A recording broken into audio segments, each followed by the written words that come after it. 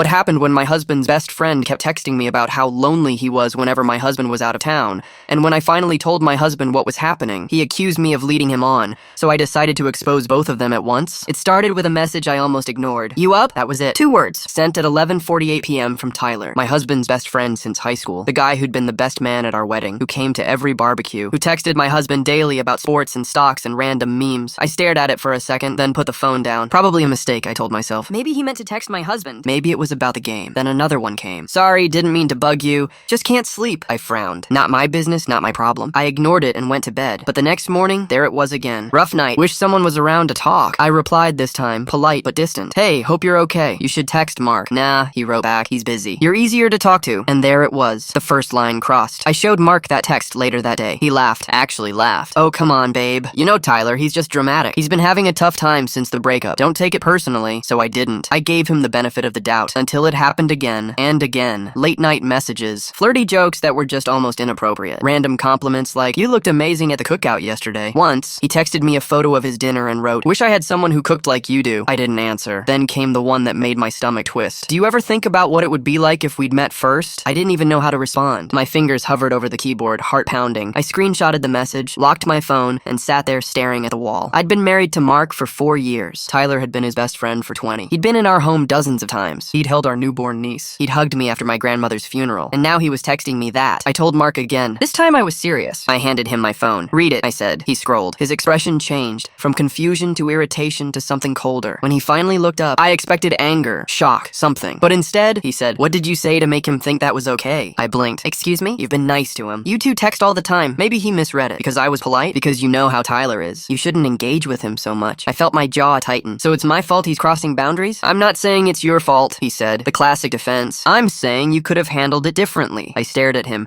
the disbelief heavy in my chest. "You're defending him?" Mark ran a hand through his hair, avoiding my eyes. "He's like a brother to me. He's going through a rough patch. Don't make it worse." That was when I realized something fundamental. Mark didn't want to fix the problem. He wanted to pretend it didn't exist. For the next few days, I kept my distance. I didn't reply to Tyler's messages. When he showed up to watch the game with Mark, I made myself scarce. Dishes, laundry, errands, anything to avoid him. But then one night, I walked into the living room to grab my charger and heard my name. "She's been cold lately," Tyler was saying. Mark sighed. "You scared her off, man." "You went too far with the text." Tyler laughed. "She didn't seem that mad." "She could have blocked me." Mark chuckled, low and uneasy. "She's too nice for that. Just lay off for a bit. She'll chill out." I froze in the hallway listening. Lay off for a bit. She'll chill out? They were talking about me like I was some irrational woman who'd overreacted to being harassed, and my husband was laughing about it. That night, I didn't sleep. My brain ran through every conversation, every look, every time Tyler had been at our house while Mark was gone. The way he'd always found excuses to help with something, lifting boxes, fixing the sink, changing a light bulb. All those small moments that I'd brushed off as friendly. And now, all I could think was, had he been testing me this whole time? By morning, something in me had hardened. If neither of them wanted to take this seriously, I'd make sure they didn't have a choice. Step 1. Gather proof. Tyler had a pattern. Flirty texts after midnight, compliments disguised as jokes. I started screenshotting everything. I didn't reply, but I didn't block him either. Let him dig his own hole. Step 2. Confirmation. I reached out to Rachel, Tyler's ex-girlfriend, the one he'd been with for nearly 5 years before their messy breakup. We weren't close, but we'd chatted at parties. I told her I needed to ask a question, woman to woman. She hesitated at first, but then she said, "Let me guess. He's been texting you stuff he shouldn't?" That made my stomach drop. "You too?" Rachel sighed. "That's why we broke up. He flirted with everyone. My friends, his co-workers, even my sister. He'd say it was just banter, but when I called him out, he said I was insecure. Sound familiar?" Then she added, "He used to brag that Mark would never believe anything bad about him. Said he could get away with anything because he's like family." I thanked her and hung up, hands trembling. Not from fear this time, but from anger. Step 3. Confrontation, but not the kind they'd expect. The next weekend, we were hosting a barbecue. Mark invited Tyler, of course. It was the perfect setup. Plenty of witnesses, plenty of casual energy. When Tyler arrived, he gave me that same smirking grin, the one I'd started to despise. "Hey, beautiful, miss me?" I smiled back sweetly. "Actually, yes. I've been meaning to show you something." He blinked, surprised but intrigued. "Oh yeah?" I pulled out my phone and handed it to him. The screen was open to a slideshow. Every message he'd ever sent me, neatly organized, time-stamped, backed up to the cloud. His face went pale. I kept my voice even. "I just wanted to make sure you remember what you've said to me before I send these to Mark's family chat. You know the one his mom's in?" He stared at me, speechless. "Relax," I said calmly. You don't have to say anything now. "But if you ever text me again, everyone gets a copy. No exceptions." Then I smiled like I'd just offered him a beer and walked away. He didn't stay long after that. Mark cornered me later, furious. "What the hell was that?" You embarrassed him. I turned to him, ice cold. "No, he embarrassed himself. I just provided the documentation. You didn't need to make it public," he snapped. I looked at him. "You mean I didn't need to make you uncomfortable?" He froze, and that's when I said it, the thing I'd been holding in for weeks. "You chose his comfort over my safety. You You laughed when I told you he was harassing me. You made me feel crazy for even bringing it up. So now, I'm done protecting either of you. Mark opened his mouth, but nothing came out. For the first time, he didn't have a defense. Tyler stopped showing up after that. No calls, no texts, no you up. Mark and I, we barely spoke. Something between us had cracked beyond repair. Not just trust, but respect. And as I sat on the back porch that night, listening to the faint buzz of crickets and distant traffic, I realized something. This wasn't about Tyler anymore. It never really was. It was about the man who should have stood beside me and didn't. And that truth was going to change everything. The house felt different after that night. Not broken in the dramatic furniture thrown, screaming match kind of way. Just hollow. Quiet in a way that made me uneasy. Mark wasn't talking much,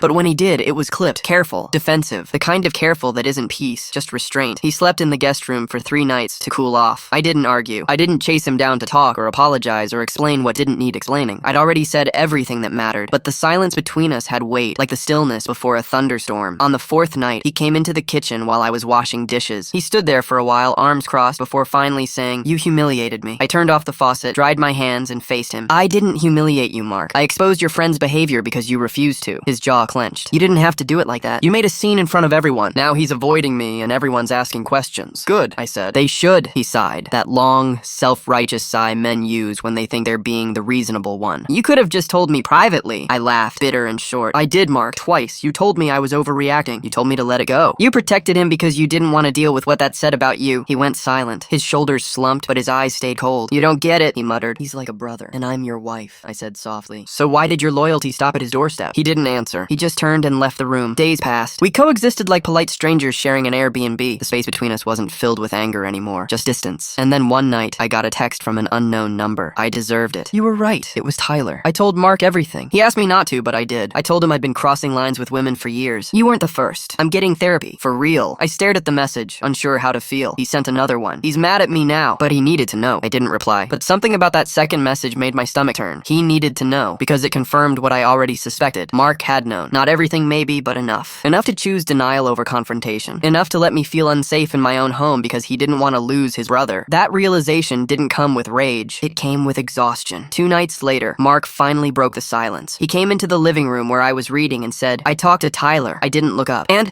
he told me he's sorry, that he knows he crossed the line. Good for him. Mark hesitated. He said he's been like that with other people, that it's not about you. I looked up then. "Not about me?" "Mark, that makes it worse. You understand that, right?" He exhaled, rubbing his temples. "I know. I didn't want to believe it. I didn't want to think my best friend was that kind of guy. So instead, you decided I was lying?" He winced. "I didn't say that. You didn't have to." The silence that followed was heavier than any fight we'd ever had. Finally, he said, "What do you want me to say, Lila?" That I'm sorry? I stood. "No, Mark, I want you to mean it." The next morning, he was gone before I woke up. No note, no text. Just his toothbrush missing and the guest room stripped. That should have hurt more than it did. But instead, it felt like relief. The air finally clearing after a long, humid storm. He stayed with his sister for a week. When he came back, he was quieter. The arrogance was gone, replaced with something like shame. He sat across from me at the kitchen table, hands folded. "I've been thinking," he said, "about everything." I nodded, waiting. "You were right. I protected him because I didn't want to see the truth. About him, about me. About how I let you down." It was the first time he'd said it plainly. "I'm sorry," he added, "for not believing you, for making you feel like you had to handle it alone." I didn't answer right away. I was tired of words. Finally, I said, "Do you actually understand what that did to us?" "To me?" He looked up, eyes red. "I do now, and I'll do whatever it takes to fix it. But the thing about trust is that once it's cracked, it doesn't mend. It mutates. It becomes something fragile, sharp-edged, too easily broken again." "I don't know if that's possible," I said quietly. He nodded. "Then I'll prove it." For the next few weeks, Mark changed. Not in grand, performative ways, just small, deliberate ones. He deleted Tyler from his contacts. He started therapy. He stopped deflecting when I brought things up. He even apologized to my face, and no excuses, no explanations. Just a simple, "I'm sorry I made you feel unsafe." And maybe I would have started to believe him. Maybe I would have thought we could rebuild. But then I found the photo. A picture of Mark and Tyler at a RAGAR dated 2 nights earlier. Same. Timestamp as one of his late therapy sessions. The caption, from Tyler's page, "Brothers forever, no matter what." I stared at the screen for a long time. No tears this time. Just clarity. He hadn't changed. He'd just gotten better at pretending. That weekend, while Mark was out, I packed a bag. When he came home that night, the house was dark except for the light over the kitchen counter. My wedding ring sat there in a small ceramic bowl beside a note. It said, "You can't fix a marriage when the only person you're honest with is the one who broke it." I drove to my sister's house and slept better than I had in months. 2 weeks later, I filed for separation. Mark didn't fight it. He sent one last text, short, resigned, almost pitiful. "You're right. I never protected you. I just protected my comfort." And for the first time, I believed him, because that was the truth, stripped bare. Not all betrayals are loud. Some are quiet, soft, subtle betrayals disguised as loyalty to the wrong person. Mark didn't cheat with Tyler, but he chose him over me, and that was enough. Months passed. Life moved on. I moved into my own apartment, started new routines. Therapy helped. Friends helped more. I found a strange strange kind of peace in solitude. Every once in a while, I'd see a post from Tyler. New friends, new bros, the same cycle repeating somewhere else. And Mark? He moved out of state eventually. Last I heard, he was single, still friends with Tyler. Figures. But me, I stopped waiting for people to protect me. I learned to do it myself. Because sometimes peace isn't about forgiveness. It's about no longer needing it. It took me almost a year to stop waking up angry. Not furious, not burning. Just that slow, familiar ache that seeps into your mornings when someone has damaged your trust so deeply that it becomes muscle memory. It wasn't rage anymore. It was residue. I had signed the final divorce papers 3 months prior. No courtroom drama, no long speeches, just signatures and silence. Mark didn't even look at me. I think that was the worst part. Not the betrayal, not the disbelief, but the apathy. That man who once promised to build a future with me couldn't even meet my eyes as he closed the chapter of our marriage. When I walked out of that courthouse, I didn't cry. I didn't feel broken. I felt empty, and in that emptiness, there was room for something new. Control. For a while, I went through the motions. Work, gym, therapy, coffee. My therapist, Dr. Henson, asked me one day, what would it look like if you stopped surviving and started living again? I didn't have an answer then, but it stuck with me. So I started doing small things that reminded me who I was before I became a wife, before I became a referee between my husband's denial and his friend's behavior. I went hiking alone. I repainted my apartment. I learned how to sit in silence without equating it with loneliness. I bought a dog, a rescue named Olive, who had the same cautious eyes I saw in the mirror every morning. And slowly, the world started feeling less sharp. Then, out of nowhere, Tyler texted me again. It had been months since I'd heard his name, and seeing it flash across my phone screen made my stomach knot up. I didn't recognize the number at first. I mean, he must have changed it. Hey, it's Tyler. I heard about the divorce. I just wanted to say I'm sorry for everything. I stared at the message for a full minute before replying. Why now? Because I'm in recovery. Real therapy this time. Group sessions. Accountability. You were right. I've been a manipulator my whole life. I just didn't know what it looked like until you called it out. He paused, then added, you don't owe me forgiveness. I just wanted you to know I finally stopped pretending. I didn't know what to say to that. There was no anger left to spend on him. Just a strange, detached relief. But not for him, but for me. Because his admission didn't change anything about what he'd done, but it validated that I hadn't imagined it. That my instincts, my fear, my boundaries had been justified all along. I didn't reply again. 2 weeks later, I ran into someone from Mark's family, his cousin, Julia, at a grocery store. She hesitated before approaching, like she was afraid of triggering something. I heard you moved, she said. I did. She nodded. I just wanted to say, and we all know what really happened. Tyler told everyone the truth. Mark's been struggling with it. He told us he'd rather lose you than admit he was wrong back then. He said that himself. It was strange hearing that secondhand. I wasn't angry, just tired. Julia put a hand on my shoulder. You did the right thing, you know? We all thought you were being dramatic at first. Now I see you were just being honest before anyone else was ready to be. Honest before anyone else was ready to be. Those words followed me home because that was exactly what it had been. I hadn't been cruel. I hadn't been hysterical. I had just refused to stay silent about something that made me feel unsafe. And in doing so, I'd been painted as the problem. But in the end, the truth had caught up. It always does. That night, I opened my old photo albums, the ones from our early years. Mark smiling, Tyler grinning, me wedged between them. I stared at those pictures, remembering how naive I'd been, how much energy I'd spent trying to make everyone else comfortable. I took out a pair of scissors and started cutting the photos. Not angrily, not symbolically dramatic, just quietly, methodically, separating myself from their faces. Then I threw the pieces away, not out of hate, out of peace. 3 months later, I got a letter. Real mail, with handwriting I recognized instantly. Mark. I considered tossing it unopened, but curiosity won. Lila, you probably don't want to hear from me. I don't blame you. I just wanted to tell you that I finally understand what you were trying to show me. I thought loyalty meant standing by the people who'd been there the longest. I didn't realize it was supposed to mean standing by the person who was right. I still talk to Tyler sometimes. He's different, but I know I'm not forgiven for the way I handle things. I don't expect that. I just want you to know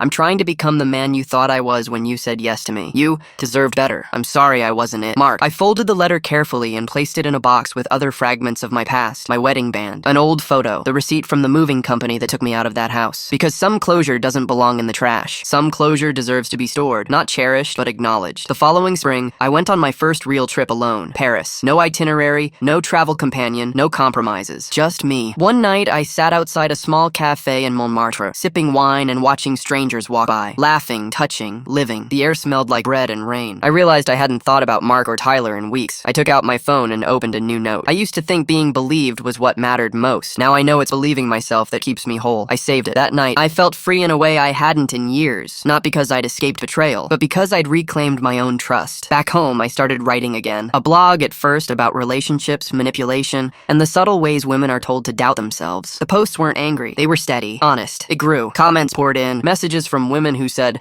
I thought I was crazy too. And one night, after a long day of writing, I sat with Olive curled at my feet, my laptop open, and realized this was my peace. This was what living looked like. Mark's betrayal hadn't broken me. It had refined me. Tyler's texts hadn't ruined me. They'd reminded me of the line between kindness and tolerance, and the silence I'd once feared had become my sanctuary. Because once you survive being blamed for telling the truth, nothing scares you anymore. Not loneliness, not judgment, not starting over, only staying quiet ever again.